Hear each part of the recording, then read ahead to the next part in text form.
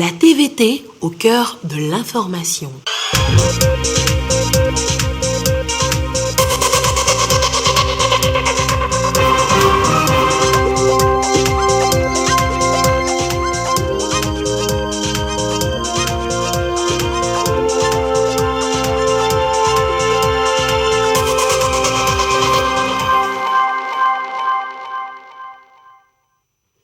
Bonsoir à tous, merci de votre attention. Dans l'actualité ce soir, à l'Assemblée nationale, les députés ont ratifié ce jeudi 2 conventions, un exercice au titre de la 3e séance de l'année. Marie-Ange Bida a suivi le déroulement des travaux, son compte rendu en début de journal tout à l'heure. Une destination ce soir, Penjal et des tables bancs qui soulagent les élèves, du réconfort aussi pour les populations. Fini la galère pour se faire moudre son maïs ou son mil. Le récit de Gérard Agoudou dans un instant. Et puis nous évoquons aussi ce soir le phénomène de vie chère un peu partout, comment les Togolais font face à l'augmentation des prix sur le marché. Immersion ce soir dans une famille de 5 enfants. Le reportage dans cette édition. Voilà, madame, monsieur, le sommaire, bienvenue, voici le 20h. C'est passé comme une lettre à la poste. Les députés ont ratifié à l'unanimité ce jeudi 2 conventions. La première sur l'enlèvement des épaves, la seconde sur les lignes de charge. Et c'était la 3e plénière de l'année, le déroulement des travaux avec Marie-Ange Bida. Je le soumets aux voix. Tous ceux qui sont pour. 2 textes votés à l'unanimité par les députés présents. Le premier autorise le Togo à adhérer à la Convention internationale sur l'enlèvement des épaves. Désormais, des dispositions régissent la manière de localiser, signaler ou débarrasser de nos eaux les épaves pour éviter les accidents de navigation. Les assurances seront également obligatoires pour les propriétaires de navires. Un nouveau système de visite technique pour les navires et un certificat dans le respect des normes. C'est en substance le contenu de la Convention de 1966 autorisée à être ratifiée par le Togo. Au regard de l'importance accordée à l'économie bleue dans l'axe 1 du plan national de développement qui vise à faire de notre pays un hub logistique et un centre d'affaires de référence dans la sous-région.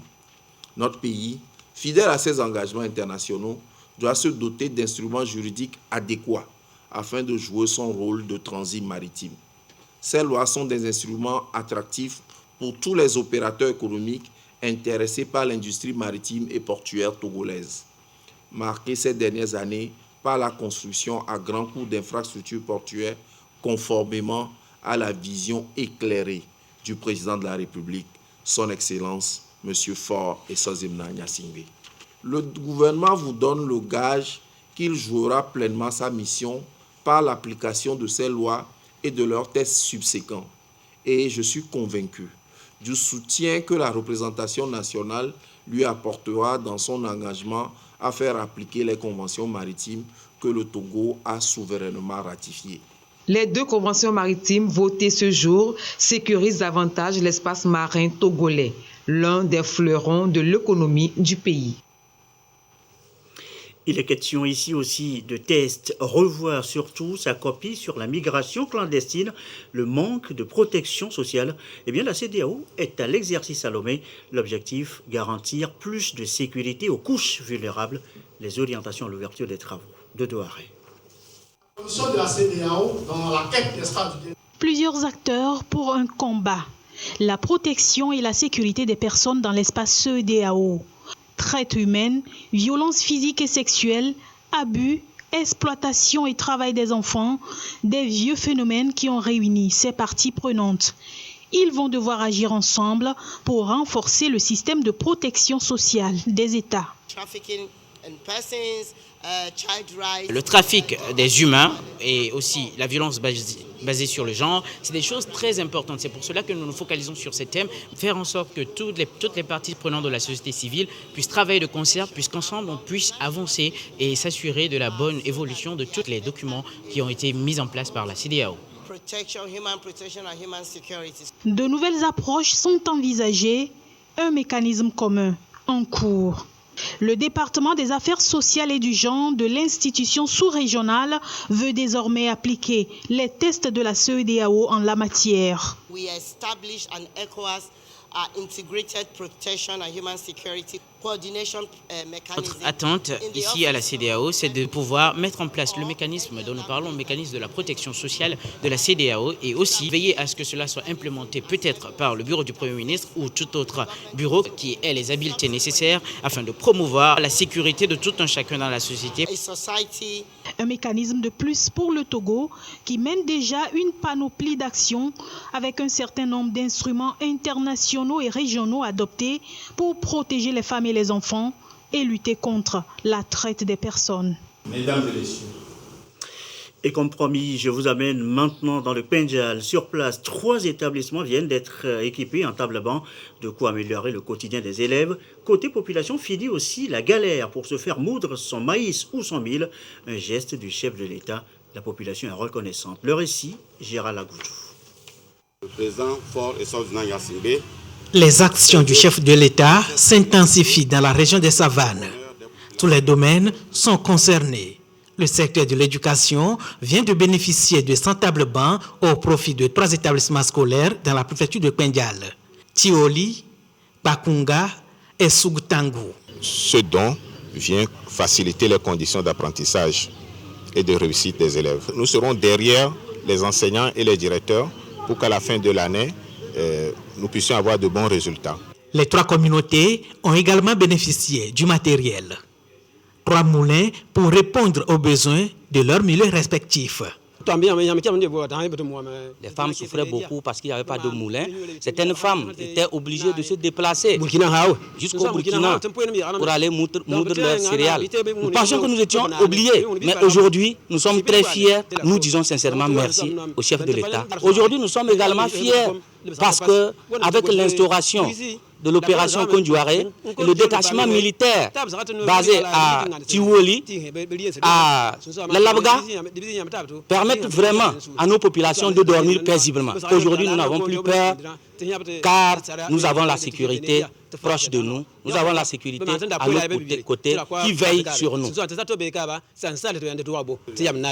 Le préfet de Pendjal, Kolani Lamboni Fartong, a également exprimé sa gratitude au chef de l'État et a appelé les populations à renforcer la collaboration avec les forces de défense et de sécurité pour la paix, la sécurité et le développement du milieu. Arrêt, un moment sur la coopération Togo-Allemagne. À l'agenda depuis la revue en novembre dernier, plusieurs projets financés par la République fédérale. Par visioconférence hier, eh bien, les 2 parties ont fait le point. Les précisions, Ulrich Amega.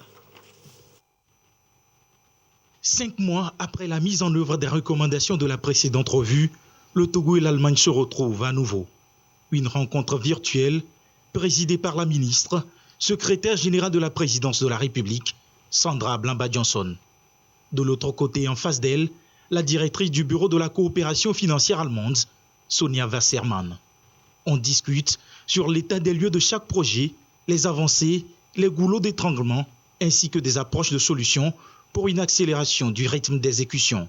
Les travaux ont porté sur les 7 projets du portefeuille en cours de la KfW au Togo. Ils couvrent les secteurs tels que la santé, l'énergie, la décentralisation, les pistes rurales, l'enseignement technique et professionnel pour un montant global de 102,8 milliards de francs CFA.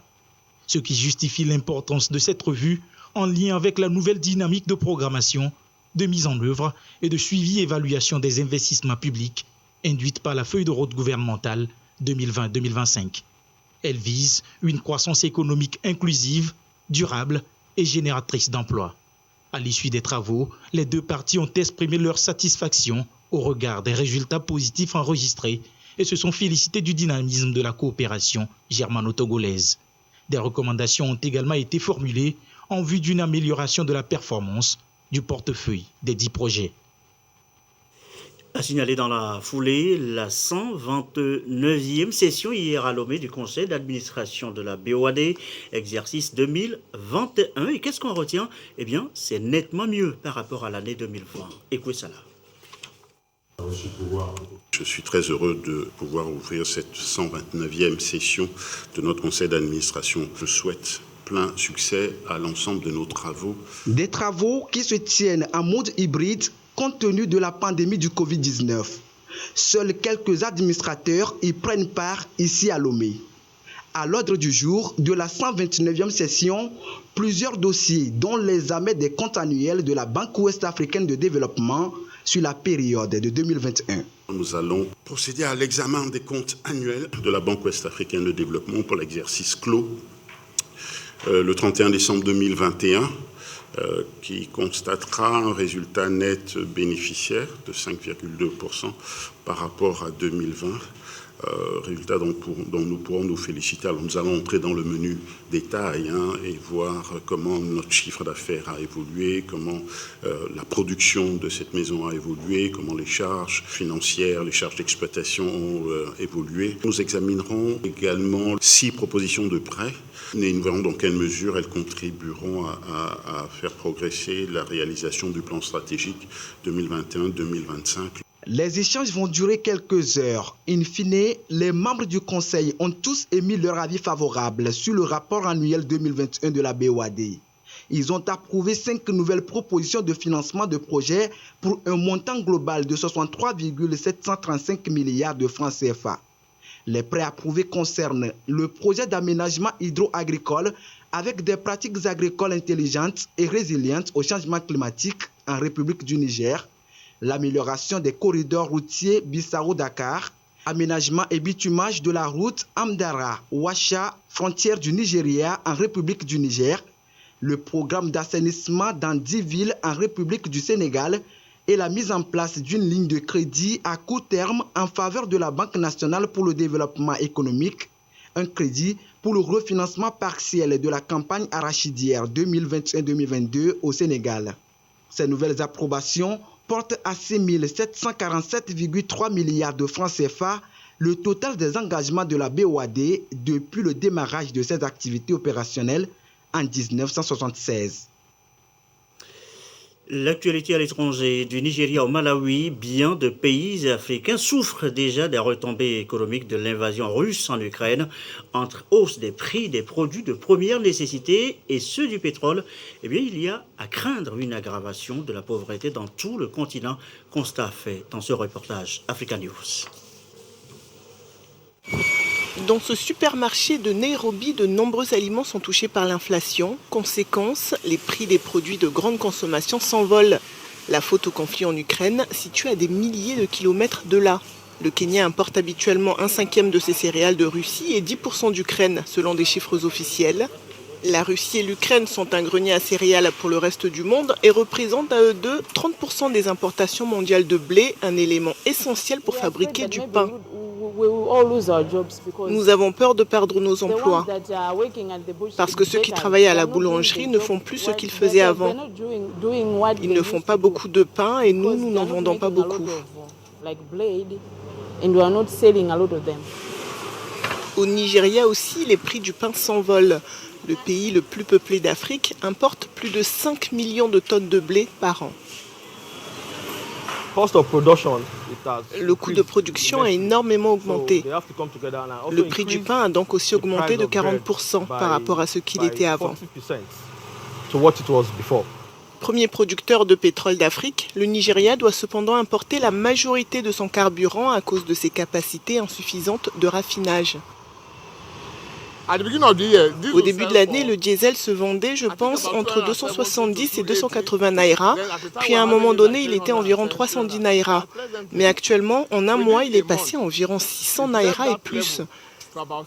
Les camions qui transportent les vivres du nord vers le sud du pays roulent au diesel. Même les trains roulent au diesel. Et les répercussions des prix du pétrole se font ressentir même chez les petits commerçants. C'est le cas de Moses qui utilise son véhicule pour livrer ses sachets d'eau potable. Nous avions l'habitude de vendre à 120 naira avant. Mais à cause du diesel qui a augmenté, nous vendons à 150 naira maintenant. Selon différents analystes, la guerre en Ukraine va provoquer différentes conséquences économiques selon les pays africains. Mais pour l'ONU, le risque le plus important concerne les pénuries et une éventuelle crise alimentaire mondiale. Et on vient de le voir, la réalité de la hausse des prix sur le marché, ce n'est pas seulement au Togo, mais question ce soir, comment les Togolais, eux, essayent de gérer la situation. Nous sommes allés dans une famille au plus près pour voir comment elle fait face à la vie chère. Un reportage signé Marie-Ange Bida. Chez Rachel et Jeannot, ce matin-là, les discussions vont bon train. Le sujet, le ravitaillement de la semaine. Comme je te le disais hier, nous manquons de provisions. Je dois aller au marché aujourd'hui. Ok, il n'y a pas de problème. Avant le départ, coup d'œil à la cuisine, car le pain en met. Il faut du piment, des carottes.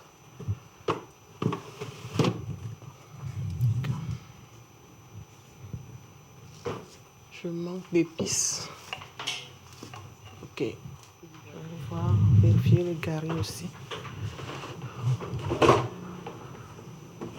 Non, c'est presque fini. Au moment des prévisions, l'addition s'annonce salée. Il me faut 25 000 francs. 25 000? Oui, 25 000. C'est pas trop? Non, c'est pas trop. Je vais te donner 20 000. Tu vas te débrouiller avec, s'il te plaît. Oh, les choses coûtent cher maintenant. Il faut te débrouiller avec 20 000. Il faut te débrouiller avec 20 000. Sur les étalages, un peu de tout. À demain, céréales, condiments. À demain, je me l'ai dit, à Bissan, qu'on fait très cher. Galinho era le miasia. Me le dit à grand meton hello. Quand on me dit il m'a été plein de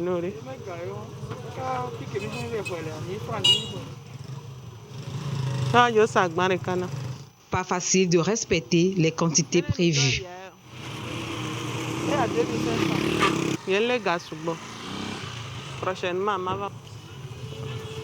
Cette semaine, la viande sera remplacée par le poisson. Compte tenu de la cherté de la viande, je vais gérer avec le poisson en attendant.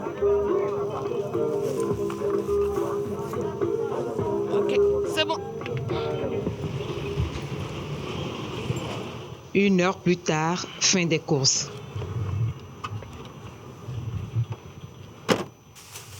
Aussitôt arrivée, Rachel range les courses.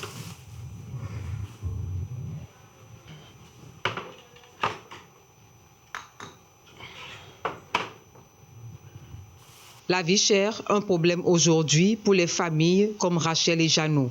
Le couple est obligé de faire des choix. Avant, on sortait au moins 2 fois dans le mois, mais actuellement, c'est 1 fois en passant. Quand nous mangions, il y avait de l'accompagnement comme du vin et autres, mais actuellement, je me contente de mon petit sodabi. Il y a des choix. Il y a aussi les petites astuces pour assurer une bonne ambiance au sein de la famille. Je suis une mère de 5 enfants. Donc, nous sommes assez nombreux. Dieu merci, on arrive à trouver les 3 repas principaux, les matins, midi, soir. Avant, on a, par exemple, le yaourt pour tous ces enfants, c'est trop cher. Mais maintenant, j'ai trouvé la recette. Moi-même, j'en fais yaourt maison et un peu de tout maison, quoi. La vie chère n'est pas propre au Togo.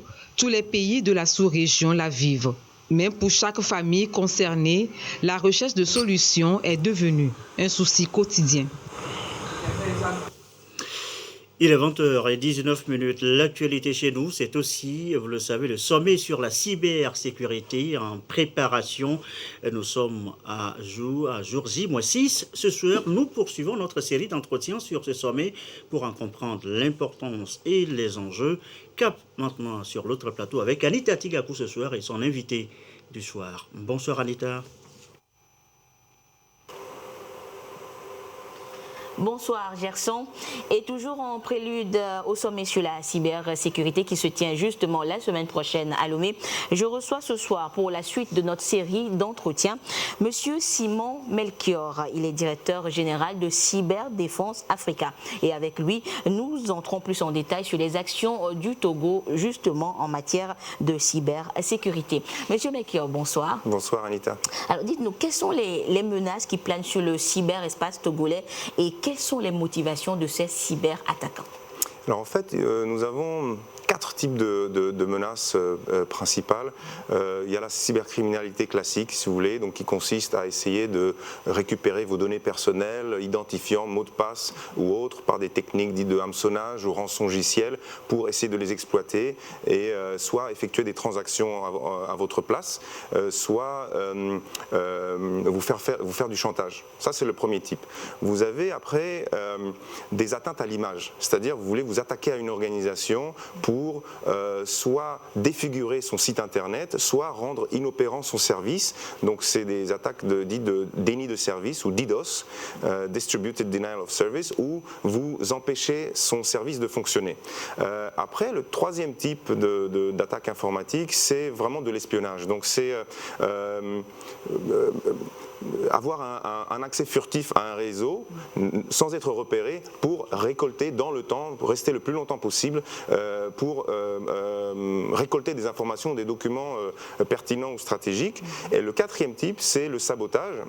Là, vraiment, vous paralysez tout un réseau électrique ou de télécommunications d'un pays dans le cadre d'une attaque pour le rendre inopérant. Il faut savoir que c'est beaucoup moins cher dans le cadre d'une guerre, c'est beaucoup moins cher de faire ce type d'activité que d'envoyer des missiles. Donc véritablement le cyberespace, si vous voulez, est devenu le 5e théâtre de guerre. Vous aviez la terre, la mer, l'air, l'espace, la guerre de l'espace, et maintenant on a la guerre du cyberespace. Voilà. Et quelles sont les motivations de ces cyberattaquants-là?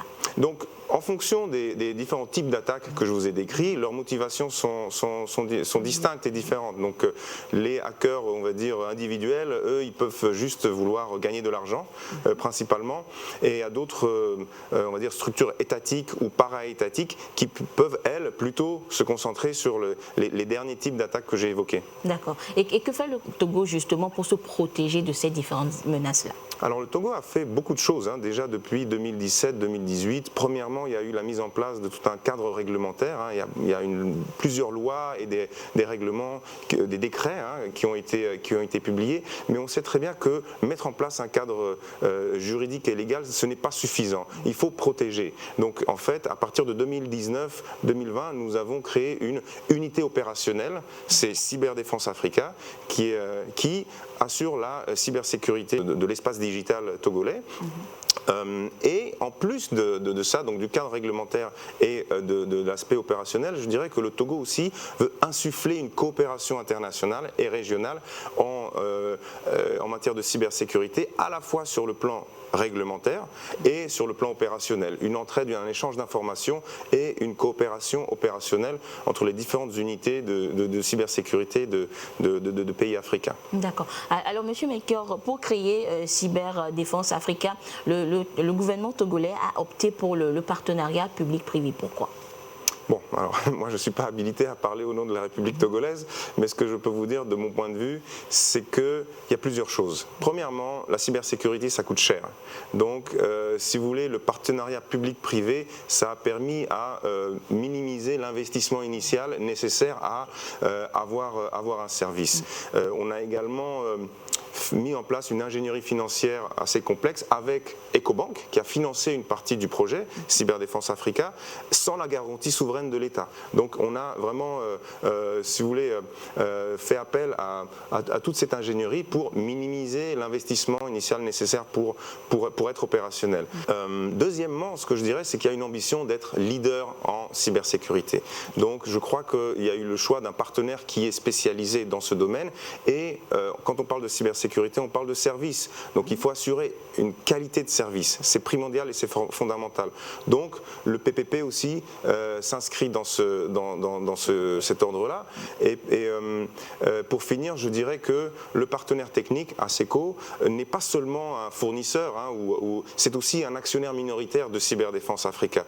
Donc dans ce cadre-là, la société ASECO est aussi intéressée à la bonne gestion de CDA et à sa pérennité dans le temps, ce qui était aussi important à mon sens. Vous parlez justement de la qualité des services. Alors quels sont les services justement que propose Cyberdéfense Africa ? Donc nous avons une palette très large de services, mais schématiquement on les classifie de deux façons. Il y a la partie non marchande, donc ça je ne veux pas rentrer trop dans le jargon technique, mais il faut nous voir comme les pompiers d'Internet. Donc nous, n'importe quel Togolais, n'importe quelle entreprise, n'importe quelle organisation ou administration togolaise peuvent nous solliciter, nous déclarer, dès qu'il y a un incident informatique, nous déclarer un incident ou même nous appeler pour nous poser telle ou telle question sur la cybersécurité ou sur la sécurité informatique. Et nous sommes obligés d'y répondre, nous sommes là pour leur répondre. Alors, en plus, donc ça c'est notre service dit de CERT. Donc j'invite aussi n'importe qui à venir visiter notre site internet cert.tg où vous pouvez avoir tout un tas d'informations et aussi déclarer des incidents informatiques. En plus de ce service-là, non marchand, nous fournissons un service marchand, qui est un service contracté. Nous avons des clients avec lesquels on signe un contrat, dans le cadre duquel on leur fournit un certain nombre de services et une veille 24 heures sur 24, une protection de leur périmètre, de leur infrastructure numérique. Nous faisons des tests de pénétration, de l'intelligence ou de la veille informatique. Nous faisons de la réponse à incidents, de la criminalistique informatique. Nous faisons également des formations, à la fois des sensibilisations assez générales, mais aussi des formations très pointues, adressées à des spécialistes en cybersécurité, et nous faisons des audits aussi. Monsieur Melchior, vous êtes sur notre plateau justement en prélude au sommet sur la cybersécurité. Alors quelle est la contribution de CDA dans le cadre de ce sommet justement? Alors CDA, nous intervenons comme co-sponsor de l'événement. Donc nous assistons à son organisation. Oui. Nous intervenons également sur un certain nombre de panels et nous, le deuxième jour, nous organisons la simulation d'une attaque informatique. Donc nous faisons une démonstration. Donc j'invite tout un chacun à venir assister à cette démonstration. Vous pouvez le faire soit en présentiel si vous inscrivez et vous pouvez vous rendre sur place, soit à distance, donc sur le site internet du sommet. sommetcybersécuritéLomé.com sans accent, et vous pourrez donc le jeudi matin à 9h voir notre simulation et comment on y fait face. Justement. Merci Monsieur Melchior, merci d'être passé sur ce plateau. C'est moi qui vous remercie. Et je rappelle donc que vous êtes le directeur général de Cyberdéfense Africa. Voilà Gerson, c'est tout. On se dit à demain avec un autre invité. Merci Anita, merci à son invité pour cet entretien. Nous allons jeter maintenant dans le reste de l'actualité un coup d'œil sur la situation Covid au Togo à ce jour, jeudi 17 mars 2022. Eh bien, la situation de la pandémie à nouveau coronavirus au Togo se présente comme suit. Le nombre de cas confirmés est de 36 871 avec un nouveau cas depuis hier. Le nombre de personnes guéries est de 36 542. Le nombre de cas actifs est de 57 et le nombre de décès est de 272, communiqué chiffre rendu public par le ministre de la Santé, professeur Moustapha Midiawa. Vous êtes amateur de foot, supporter des Bleus de France par exemple, ou de la Squadra Azzurra d'Italie, ou encore de la Mannschaft d'Allemagne, et que sais-je encore, eh bien vous serez servi. New World TV vient d'acquérir pour ses abonnés les droits de diffusion de leurs matchs. Les précisions, Lorraine Peto, Abozadaja avec Yatar Atem. Qualification européenne de la Coupe du Monde 2026, Ligue des Nations 2022, 2024, 2026, phase finale et qualification de l'Euro 2024 et 2028. Des matchs amicaux, désormais diffusés exclusivement sur New World TV dans 23 pays de l'Afrique francophone subsaharienne. Des centaines de matchs à vivre en direct ou en différé sur New World TV de juin 2022 à 2028. Une première en Afrique francophone subsaharienne. Il appartient maintenant à New World de distribuer ces droits-là dans les 23 pays. L'acquisition de ces droits participe à la stratégie de développement global du groupe. Et l'objet, c'est de parvenir à mettre à la disposition des populations africaines ces compétitions. Vous savez que de plus en plus, avec les questions des droits qui coûtent très cher, les populations africaines n'arrivent pas à regarder un certain nombre de compétitions. Et donc, New World veut participer à ces appels d'offres, arracher ces droits et de pouvoir mettre ces compétitions à la disposition des populations africaines à un coût qui correspond davantage à la bourse des Africains. C'est le deuxième plus gros appel d'offres mondial remporté par D-World TV. En 2021 déjà, cette chaîne togolaise avait décroché auprès de la FIFA les droits de retransmission de ces compétitions dans 19 pays francophones d'Afrique subsaharienne. Et voilà qui referme ce journal du soir. Merci à vous qui nous suivez ce soir, surtout à Mandjouri et partout ailleurs dans le Mandjal. Et comme d'habitude, toujours fidèlement. Très belle soirée à vous.